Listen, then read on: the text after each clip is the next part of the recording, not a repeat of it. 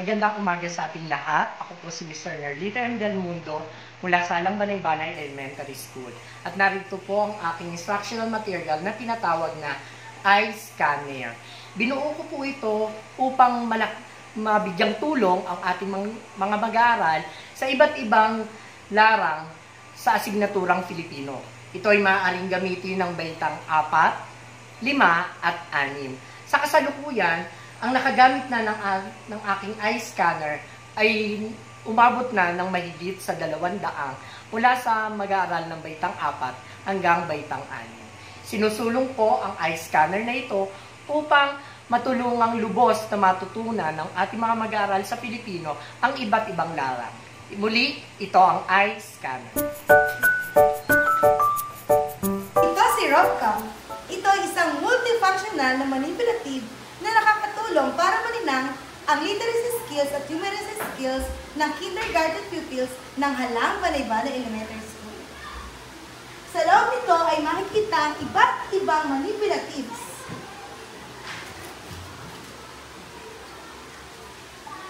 At sa likod naman nito ay makikita ang isang tablet na ginagamit namin sa interactive games at online activities.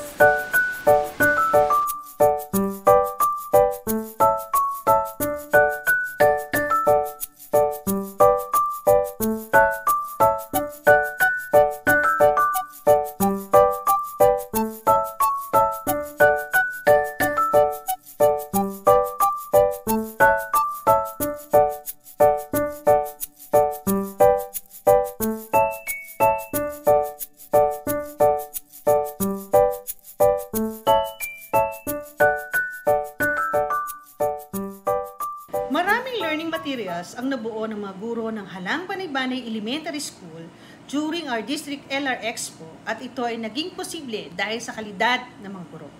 Napagtagumpayan namin na makakuha ng maraming karangalan dahil sa teamwork, collaboration, and dedication ng bawat isa. Ay next year ay plano naming mas madagdagan pa ang mga learning materials na ito na may kalidad na naayon sa matatak curriculum at makasasabay sa makabagong paraan ng pagtuturo. Dahil sa mga nagawang learning materials sa iba't ibang aralin, naging mas madali sa mga guro ang pagtuturo at mas mabilis namang naunawaan ng mga mag-aaral ang mga aralin. Magandang araw po sa inyong lahat. Tayo po ay nandito para ipakita sa inyo ang aming binuong manipulative material mula po ito siyempre sa ating mahal na paaralan, mababang paaralan ng Mariano C. Anakay Memorial Elementary School. Ang proyekto pong ito ay para sa asignaturang EPP sa Baitang 5. Ang layunin po ng pagbuo ng kagamitang ito ay upang may angat ang angkas ng kaalaman ng mag-aaral sa kahalagahan ng mga katutubong gulay na matatagpuan sa gulayan sa paaralan. At syempre, ano-ano bang mga sustansya na makukuha sa mga ito? Ang paraan po ng paggamit nito ay ang bawat mag-aaral ay kukuha ng papel sa loob ng bote. Sa loob ng bote po nito may papel na may nakasulat na mga tanong. Pagkatapos, i-scan po nila ito. Ito po ay may mga QR code na nakadikit sa mga bote upang masuri kung tama ang kanilang sagot. Siyempre po, ang batang makakakuha ng 10 tamang sagot ang siyang pinakamataas sa score na gawain. Ang naging resulta ng paggamit ng intervention material ay tumaas ang learning outcome assessment. Ang kahalagahan ng katutubong gulay na isa sa most essential learning competency sa EPP5. Nakatulong din ito upang lubos na makilala ng mag-aaral ang kahalagahan ng, siyempre, pagkain ng mga katutubong gulay na dati ay hindi naman natin kinakain. At napakahalaga pala ang mga ito upang magkaroon sila ng malusog at malakas na pangangatawan. Maraming salamat.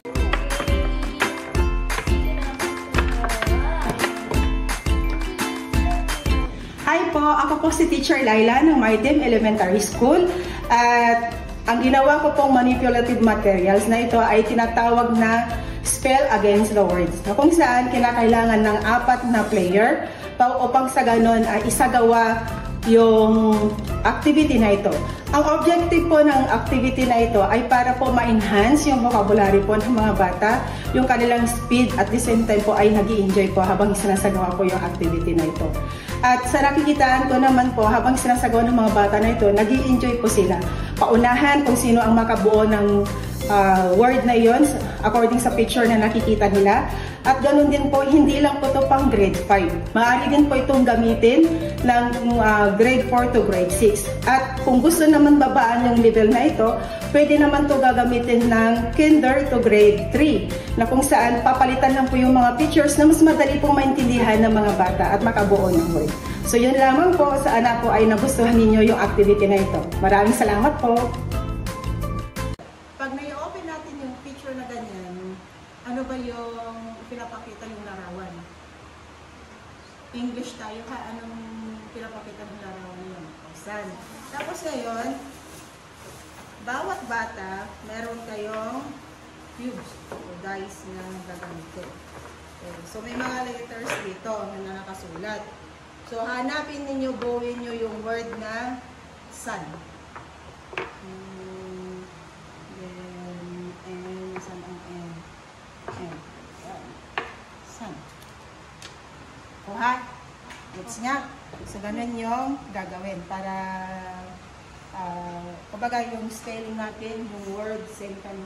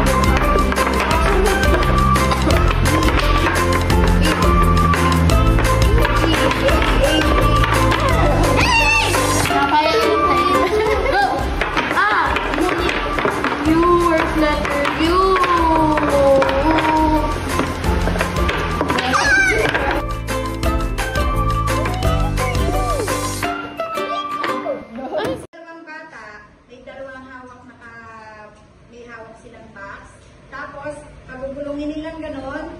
Tapos, pagka gumulong, kung anong lumabas, pagsasamahin nilang dalawa, yung dalawang bilang na maano sa ibabaw. Okay, testing muna. O, ready? O, lumayo-layo kayo ng konti. O, magulong. Okay, 5, 9. Very good. Okay. Very good. I call the learning resource Perfect Combination.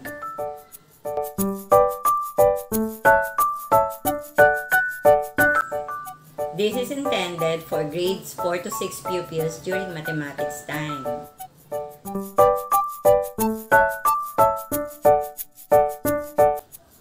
Perfect Combination aims to capture pupils' interest and curiosity, which in turn will help them be more participative and interested in the lesson.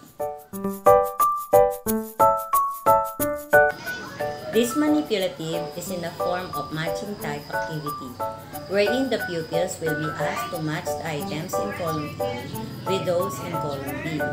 Once a pupil answers correctly, the bulb lights up, otherwise no change occurs.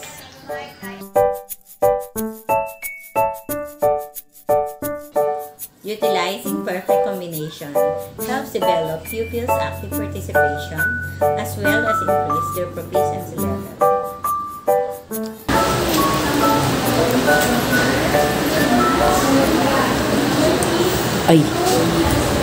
I really enjoyed our lesson because I got an opportunity to answer and participate.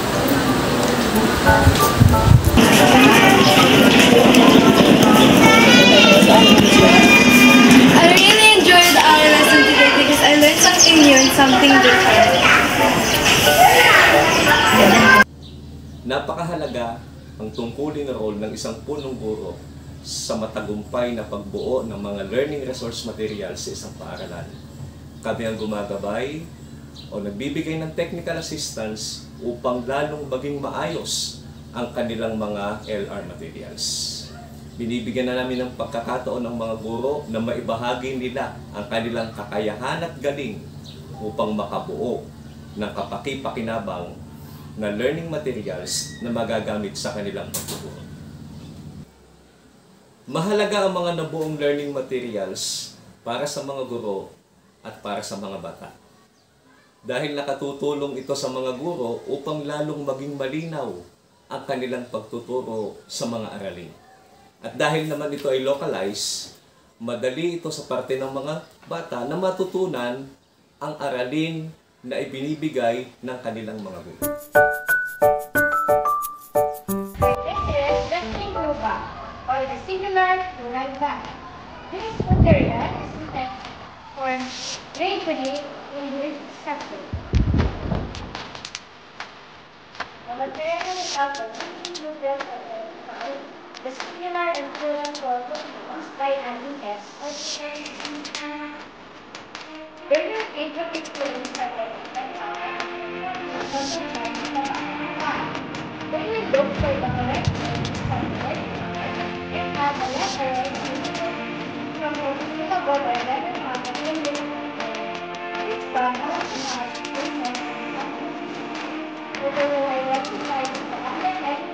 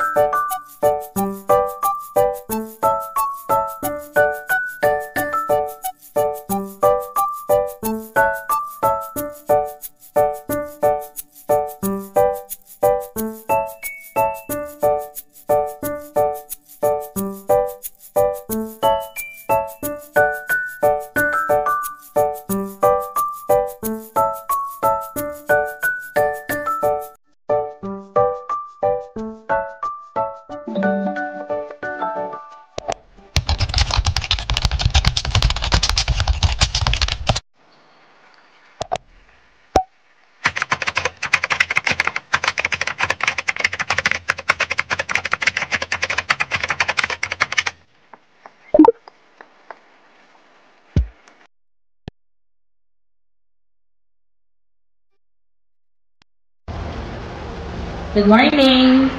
Ang aming pong material sa araw na ito ay pinamagatan pong educational pagitin. So balikan po muna natin yung salitang pagitin na kung saan ginagamit po ito sa mga kaarawan ng batang may edad na 1 taon at 7 taon. Kaya naman, sa aming paaralan, ginamit po namin ang pagitin sa pamagat na educational pagitin grab and go.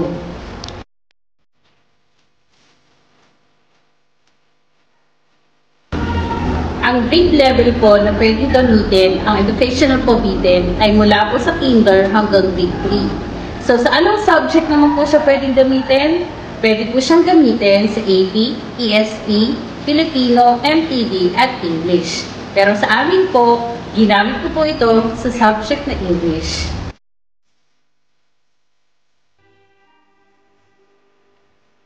Ang layunin ng educational game na ito ay para pag-master nila ang kanilang lesson. Sa amin po, ginamit namin ang lesson na ito about sa noun.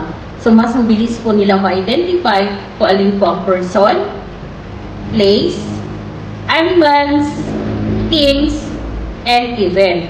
So, sa pamamagitan po ng mga larawan, ma-identify po nila kung anong klase o type ng noun ito.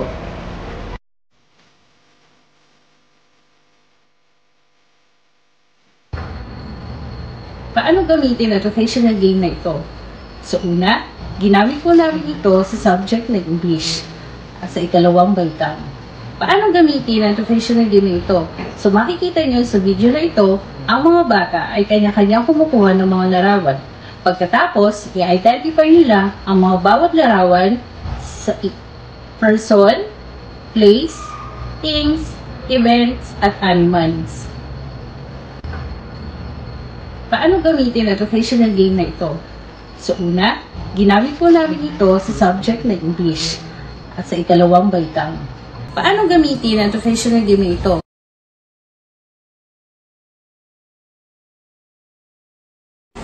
Ano ang nagresulta ng activity na ginawa namin?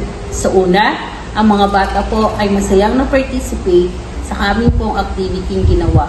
Pangalawa, mas mabilis po nilang na-identify kung anong type of noun ang kanilang hawak.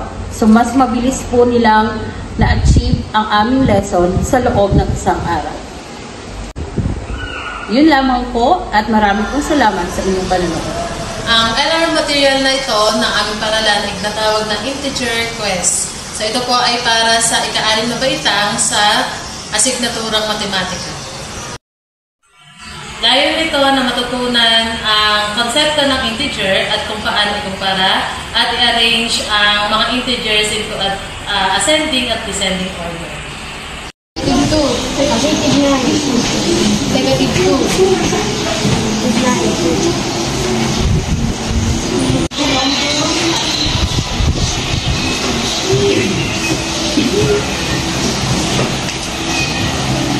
One.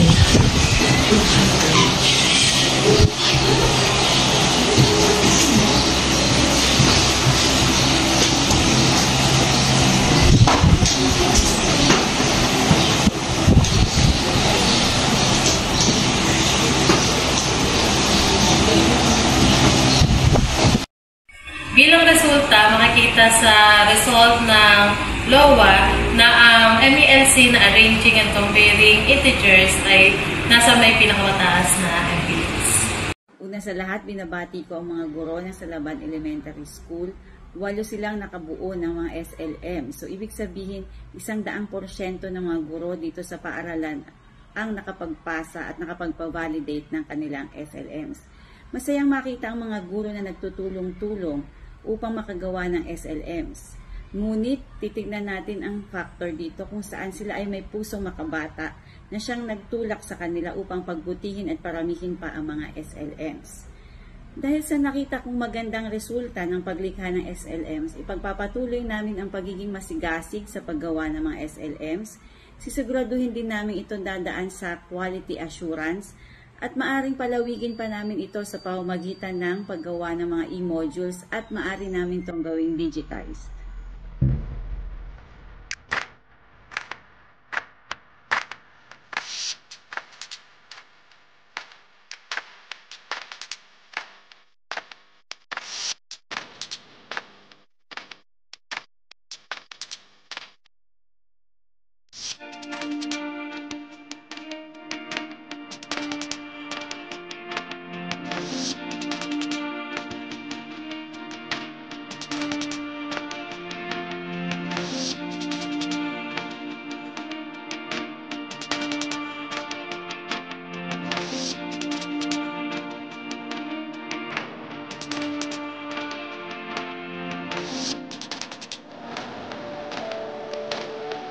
Ang Barako Techno Hub ay isang malikhaing teknolohiya ng pagkolekta ng mga learning resources mula sa mga gurong manunulat at manilikha ng 10 paaralang elementarya ng Amadeo patungo sa isang hub. Ang key factor sa pagbuo nito ay ang mga mag-aaral na may layuning makamit ang mabisang pagkatuto ng lahat ng competencies sa lahat ng asignatura na may mas madaling unawaing konsepto at kawili-wili. We from Amadeo District are inspired, for we were able to design a Barako Techno Hub wherein all the learning materials are stored for easier access of all elementary teachers. These LRs are of great help for the effective delivery of the lessons, for these materials are already available and quality assured.